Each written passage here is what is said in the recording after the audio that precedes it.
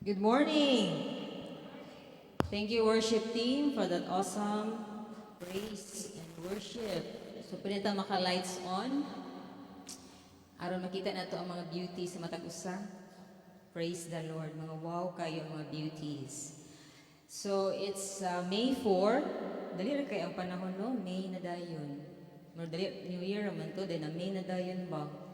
So, mga students, karon happy pa, then after ani, busy na pod. So praise the Lord sa kayo sa Ginoo. It's a wonderful day today. And akong gihangyo ang tanan sa pagpanindog. Let's give honor and reverence sa words sa Ginoo. Atong text karon is in Matthew 25:31 to 33.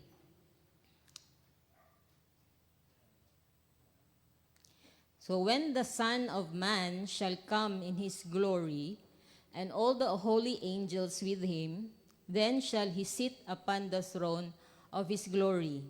32. And before him shall be gathered all nations, and he shall separate them one from another, as a shepherd divideth his sheep from the goats. 33. And he shall set the sheep on his right hand, but the goats on the left. Let us pray. Hallelujah. Lord Jesus, we humbly ask you, God, to take full control ani nga message, Ginoo, and you will be the one to deliver the message, Lord.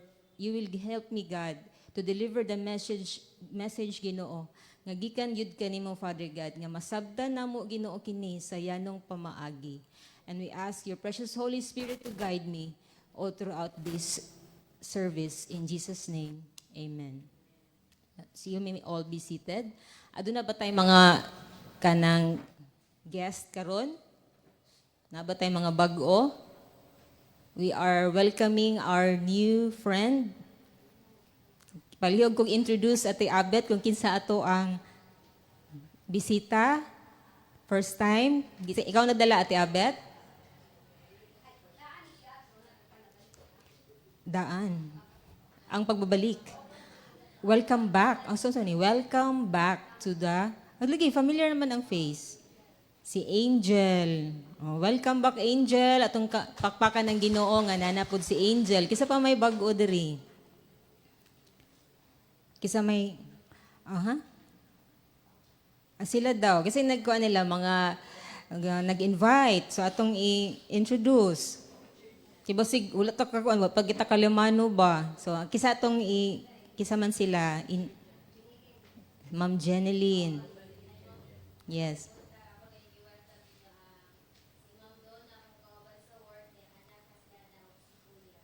Okay, welcome Hana and Kuya ug yang anak. So praise the Lord sa kaayo sa Ginoo, no. So relax mo din ha. Let's grasp unsay mensahe sa Ginoo aning text nga iyang ipadangat karon. So ang title aning kuan nga topic is Jesus tells about the final judgment. Final judgment. So kani nga parable of the sheep and goats is part of the Olivet discourse. It is found in Matthew 25:31 to 46. Kung inyong basahon, it's the whole parable, Matthew 25:31 to 46. A parable is a short, simple story of comparison.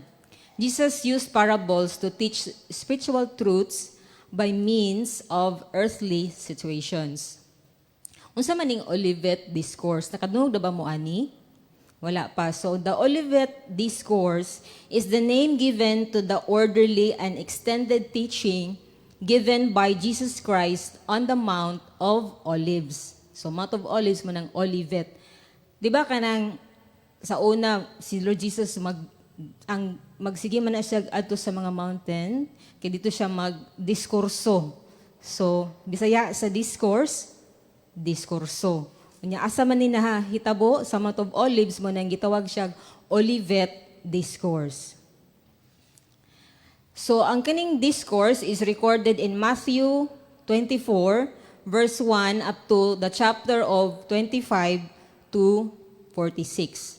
Jesus begins the parable by saying it concerns his return in glory to set up his kingdom in Matthew 25:31. Therefore, the setting of this event is at the beginning of the millennium, after the tribulation. So, wala pa ni nahitabo, but naanay dugay na kaayo nag-warning na gyud si Lord Jesus. Naanay gyud siya yung mga gipahibalo aron kita maandam. So, unsa to'y giingon din the event is at the beginning of the millennium. So, it's after the tribulation. So, human na sa kanang grabe kaayo nga kanang murag pag uga. So, all those on earth at that time will be brought before the Lord. And he will separate them as a shepherd separates the sheep from the goats. He will put the sheep on his right and the goats on his left. So natoy picture verses makita ni sa verses 32 to 33. So mo na siya ang image din ha. The sheep are those who were saved during the tribulation. The goats are the unsaved who survived that tribulation. The sheep on Jesus' right hand are blessed by God the Father and given an inheritance. The reason is stated, "For I was hungry, and you gave me something to eat. I was thirsty, and you gave me something to drink. I was a stranger, and you invited me in. I needed clothes, and you clothed me. I was sick, and you looked after me. I was in prison, and you came to visit me." Makita na sa verses 35 to 36. The righteous will not understand. When did they see Jesus in such a pitiful condition and help him? So, maghibong sila ba nganong niingon man si Lord Jesus, ana, nga wala man sila kita ni Lord Jesus? The king will reply, "I tell you the truth. Whatever you did for one of the least of these brothers of mine, you did for me." Muna sa verses 39 to 40. The goats on Jesus' left hand are cursed with eternal hell fire, prepared for the devil and his angels, in verse 41. The reason is given. They had opportunity to minister to the Lord, but they did nothing. Verses 42 to 43. The damned ask, "Lord, when did we see you hungry or thirsty, or a stranger, or needing clothes, or sick, or in prison, and did not help you?" In verse 44, Jesus replies, "I tell you the truth. Whatever you did not do for me, whatever you did not do for one of the least of these, you did not do for me." Verse 45. Jesus then ends the discourse with a contrast. They will go away to eternal punishment, but the righteous to eternal life. Verse 46. The parable's theme, judgment based on deeds. The central point, that we are judged not by our words, but by our actions, especially our actions of compassion and service towards others. The nature of judgment is beyond words na siya. The judgment, Jesus as the King, will judge all nations and separate them into two groups, sheep on his right and goats on his left. Matthew 25:32, Jesus used sheep and goats to picture the division between believers and unbelievers. Sheep and goats often grazed together but were separated when it came time to shear the sheep. So pareha sila nagkaon og grass, Pero mag-separate sila kay, di ba, kanang sheep, kuhaan man na siya balhibo, pero ang goat dili na kuhaan. So mo na time nga lahiun sila.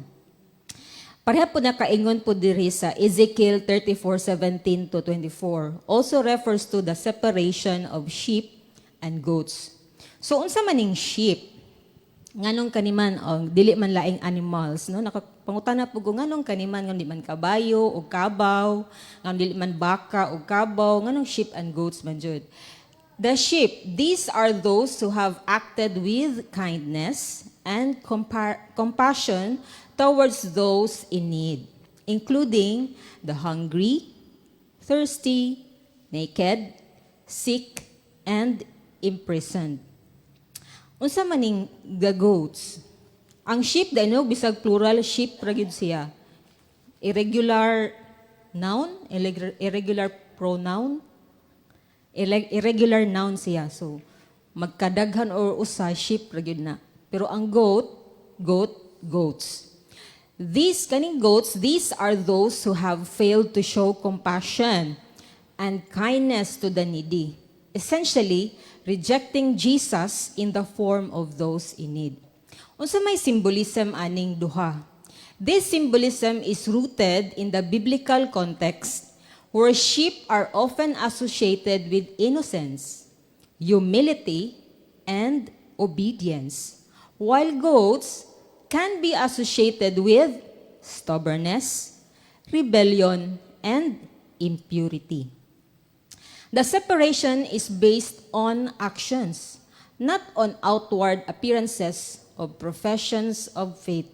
Unsa man mga professions of faith? Kanang expression ni mo ba nga kuan ka na maila ka nga mao ka, kung napabaptismo ka, kung naa kay mga kumpirma, mangin naman na siya mga professions of faith. So dili kagi wala kay separate kay daghang nahimo nimo na ana or unsa na, but gi-separate ka because of your actions. The biblical perspective is that good works are a natural and expected result of faith, not the basis of salvation. Ephesians 2:10 states, memory verse, "For we are His workmanship, created in Jesus Christ to do good works, which God prepared in advance for us to do." Illustrating that good works are a consequence of being transformed through faith. So mag-una gyud daan ang ato ang pagkailan ni Lord Jesus, no? Kung atong gi-accept si Lord Jesus, the good works will follow. The significance of the parable. So the emphasis on action, the parable highlights that it is not simply about faith, but also about how we live our lives and treat others. The parable in Matthew 25 illustrates how God will separate people based on their deeds, not just their beliefs. Those who have shown kindness and love to others will be rewarded, while those who have neglected others will be condemned. So the meaning of serving the least of these, so unsa may meaning ani? This is Jesus' identity. Jesus identifies with those in need, and by caring for them, people are also caring for Him. Serving Jesus in others. The passage emphasizes that serving the needy is serving Jesus Himself. Jesus identifies with the suffering and marginalized, katong mga luoy kayo, no? And those who fail to help them are effectively rejecting Jesus. Matthew 25:34-40 says, this parable describes acts of mercy we can do every day.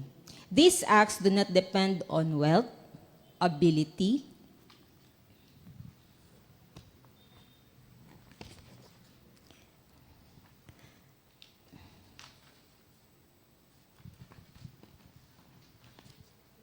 or intelligence. They are simple acts freely given and freely received. We have no excuse to neglect those who have deep needs, and we cannot hand over this responsibility to the church or the government. So natay nakitang makaluluoy niya, naagid tay chance nga pwede to siya tabangan. So ayaw na hulata nga manawag pa ka ni pastora, manawag pa ka ni BBM, manawag pa ka ni PRRD. So kung naay chance nga kaya nimo buhaton ang mao nga tabang buhata. We have no excuse to neglect those who have deep needs, no? Jesus demands our personal involvement in caring for others' needs in Isaiah 58:7. Is it not to share your food with the hungry and to provide the poor wanderer with shelter when you see the naked to clothe them and not to turn away from your own flesh and blood? In fact, Jesus himself makes it clear in the parable that the salvation of the sheep is not based on their works. Their inheritance was theirs since the creation of the world. Matthew 25:24. Long before they could ever do any good work. So nakalatid na ba nanay inheritance? Nagyud sila inheritance. Sa una pa, nga wala pa sila naka-perform o good works. Matthew 25:40, there has been much discussion about the identity of the brothers and sisters. Some have said they are the Jews, others say they are all Christians, still others say they are suffering people everywhere. Such debate is much like the lawyer's earlier question to Jesus, "Who is my neighbor?" also found in Luke 10:29. Serving the hungry, thirsty, naked, sick, and imprisoned is a form of serving Christ himself. These are not just acts of charity, but acts of love and faith, reflecting a heart that is changed by the gospel. This service extends to the spiritual needs of others, such as those who are lost, discouraged, or in need of the gospel. Nabatay mga classmates nga or friends nga medyo tanaw na to natiwarag or na backslide. So if you feel the need to comfort them, to pray for them, to do something for them para mabalik pa sila at this time, do it. Kung gihikap ka, maluoy ka, nakay ka, luoy sa iya ang soul, kung unsa mahitabo, dangatan, do it. So, the practical application, how we demonstrate our faith. I would like to encourage the congregation to examine our own lives and assess our level of service to others. Let us have a self-reflection on how we can treat the least of these in our community and beyond. There are ways to serve and demonstrate love like giving food, clothing, shelter, and visiting the sick. So nabatay ka ilang nga na preso. Maybe ang imong pagbisita nga to kaniya maka-smile niya for how many months or years na siyang wala ka smile, no? Manginana ba? Maybe naa kay friend nga na sick. Nya pag-adto nimo sa hospital, mas nalagsik siya kay naa ka didto imo siyang giampuan. So dako og kahimuan ang ato ang acts of compassion, acts of love sa to anybody because they simply are like Jesus di ay ang atong giserve. So in conclusion ako, the reward and punishment.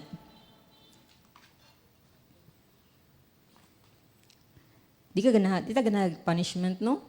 But ganahan ta og reward, of course. The sheep are welcomed into the eternal kingdom. Gusto ba ta nga ma-sheep? Unsay sound sa sheep? Huwag mo kabalo unsay sound sa sheep. Gusto mo sheep? Unsay sound sa goat? Sound sa goat daw, be? Hala, goat, dahi mo.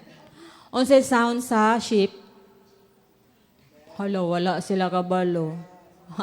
Sa?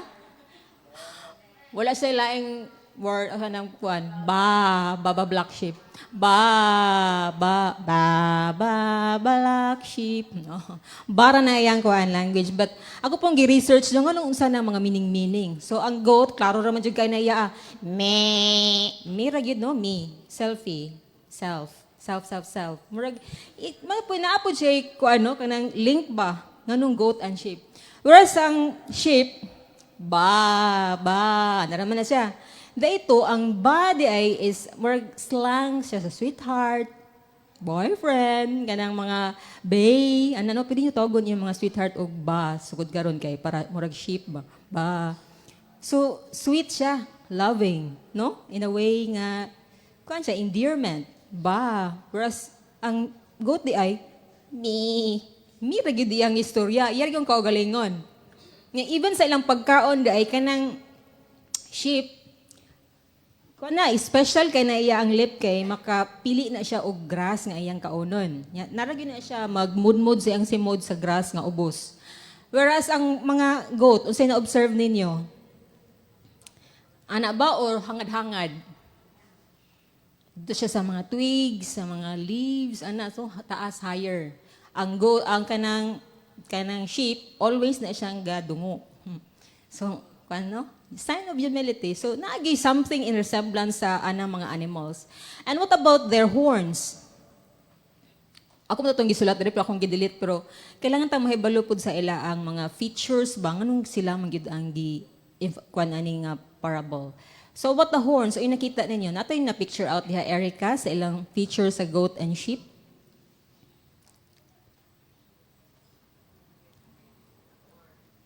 Ang horn sa mga kuan kanang goat, damang gina sila yung horn, no? Pointed, narrow, ana. Whereas ang kaning mga sheep, kung pwede ilang horn, mudungo ka nang wala sila hornless. Wala sila yung mga, kung naman gani mo curl, no? Mana. So, muna ang mga nature. So, with kanalang nga animals, no, makita na nato ang resemblance ba sa character kung unsa rebellious o kanang usa obedient. Nya sa naong pa lang maamo kayo ang sheep.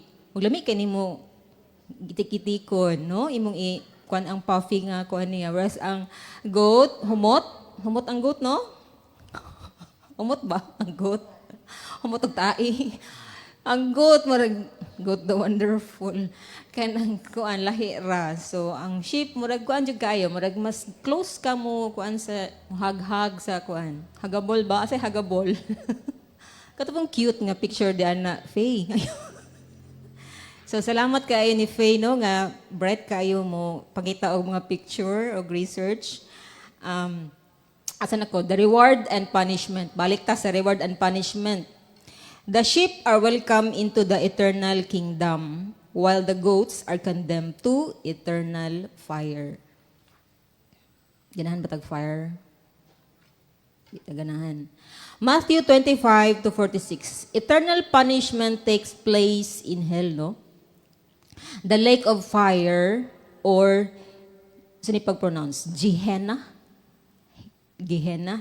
The place of punishment after death for all those who refuse to repent. In the Hebrew, 3 words were used in connection with eternal punishment. Number 1, kanong nataan ni? Sheol. S-H-E-O-L. Sheol. Or the grave was used in the Hebrew Old Testament to mean the place of the dead, generally thought to be under the earth. In the Hebrew, this word occurs in Job 24:19, Psalm 16:10, and Isaiah 38:10. Unsa may number 2? Hades is the Greek word for the underworld, the realm of the dead. It is the word used in the New Testament for Sheol. In the Greek, this word occurs in Matthew 16:18, Revelation 1:18, Revelation 10:13 to 14. Unsa man ning number 3 nga word? Gehenna or hell was named after the valley of Ben Hinnom near Jerusalem, where children were sacrificed by fire to the pagan gods. Makita ni siya sa Kings 23:10 o 2 Chronicles 28:3. This is the place of eternal fire prepared for the devil, his angels, and those who do not believe in God. So nagid sila kapaingnan. So katong mga friends and relatives na to nga naapatay time nga Lord luwasa pa sila. Di ta gusto mapunta sila aning mga shoalheads hinina. Di ta gusto mapunta sila dito. Remind them before the final judgment. So if naapatay mga panahon karon nga mo turn away sa atong mga sala, do it now. Kay wa ta kabalo kanus ang mabalik si Lord. Kay siya lagi nakabalo. Nobody knows kanus But excited tang moabot siya, but kinahanglan pud nga kitang tanan ready anytime na mabalik siya.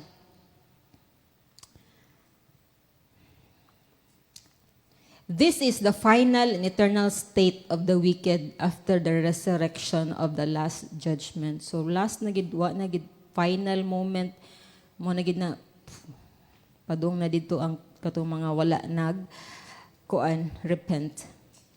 When Jesus warns against unbelief, He is trying to save us from agonizing eternal punishment. Di ta gusto mag-agulo, no? Di ta gusto anang mag-suffer sa eternal punishment. Kumusta ang atong mga pagserbisyo? Kumusta ang atong pag-alagad sa Ginoo? How do we treat others? Do we treat our neighbors? How do we treat kanang mga nakita na to nga mga ubos din ha sa palibot? Magpakaaron ingnon po ng let us be discerning po. Kana uban magsigpakilimos nga may malawas. Murag magduha-duha po taghatag ana mga may paglawas usay nato no dako pa kay lawas nya buka ang palad ng mga inana no. Discerning, let us also be discerning kung kasi angayan kay naman po'y uban nga nang gani mga rira sa church kay mga tabang na ito mga scammer pud sila. So namang na kasi namang mga chances pud nga daghang kaayong Christians nga dali ra pud kay maluoy man gud, so mo nang sigihan pud og sungog-sungog og kanang mga scammer. So dapat atong discernment pud taas-taas pud ha, di pud ta magpataka kay kanang mailad unya ta, di na magpailad. Unsa pa atong mga na-observe sa mga palibot no, na ay mga kanang namjay mga luoy jud pud kay magpakalimos, kanang mga di na gyud tan-aw na to nga di na jud siya walay sa iyang capacity nga mo-earn pa bitaw kay murag kailangan na gyud siya tabangi lang gyud na. Ato gyud siyang tabangan. And then sa pa kung bisag ka ng mga nagkalisod nga mga kaigsuonan nga hikap gid mo kasing-kasing nga kung pwede kung mura nakita nimo sa pitaka nga ihatag niya, imo bang ihatag? Ha? Mura to pangugas mo tato nimo, pero it's an act of faith. Many times ako apod no na mga inaana nga tendency kay kailangan sweldoan gid among caregiver. Lord, kanina ram gyud last nga tawo sa akong wallet.